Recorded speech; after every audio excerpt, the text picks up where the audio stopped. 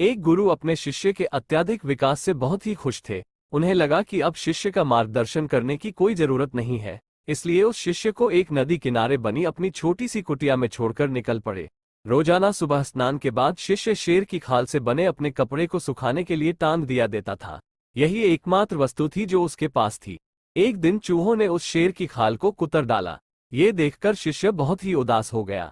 वस्त्र ना होने के कारण वो दूसरे वस्त्र मांगने गांव वालों के पास पहुंचा। अगले ही दिन चूहों ने दूसरे वस्तु में भी छेद कर डाला। चूहे से परेशान होकर उसने एक भी बिल्ली पाल लिया। अब उसे समस्या चूहों से तो नहीं थी, लेकिन बिल्ली उसके लिए परेशानी का सबब बन गई। उसे अपने खाने के साथ साथ बिल्ली के लिए दूध का इंतजाम करना पड़ता था। एक दिन उसे लगा कि मैं कब तक का गांव वालों से मांगता रहूंगा, क्यों ना मैं खुद ही एक गाय रख लूं।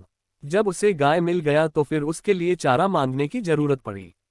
उसे लगा कि झोपड़ी में चारों ओर घास से इसका काम चल जाएगा, लेकिन इसमें उसके सामने गाय को चराने की समस्या खड़ी हो गई। गाय को चुराने के चक्कर में उसे ध्यान के लिए पूरा वक्त नहीं मिल पा रहा था, इसलिए इस काम के लिए उसने आदमी रख लिया। अब सवाल आया कि काम करने पर निगरानी की। इसके लिए उस शिष्य ने एक महिला से शादी कर ली, जो इसके इन सारे कामों को निगरानी करती और उसके काम में हाथ बटाती। आगे चलकर ऐसा वक्त आया जब वो गांव का सबसे धनी व्यक्ति बन गया। कई सालों के बाद अचानक एक दिन गुरुजी उस गांव में पहुंचे। सब कुछ बदला हुआ देखकर वे दंग रह गए। उन्होंने देखा कि जहां कभी कुटिया हुआ करती थी वहां आज एक आलीशान इमारत खड़ी है। उन्होंने एक नौकर से पूछा, क्या यह वही जगह नहीं है जहां कभी मेरा एक शिष्य रहा करता था? नौकर उन्हें कोई जवाब देता, इससे पहले ही गुरु का वो शिष्य हाजिर हो गया। गुरु ने उसे पूछा, वत्स, आखिर ये सब क्या है? इस पर शिष्य ने कहा, आपको विश्वास नहीं हो रहा है न? लेकिन मेरे पास सिवाय इसके कोई दूसरा तरीका नहीं था कि मैं शेर की खाल को हटा देता।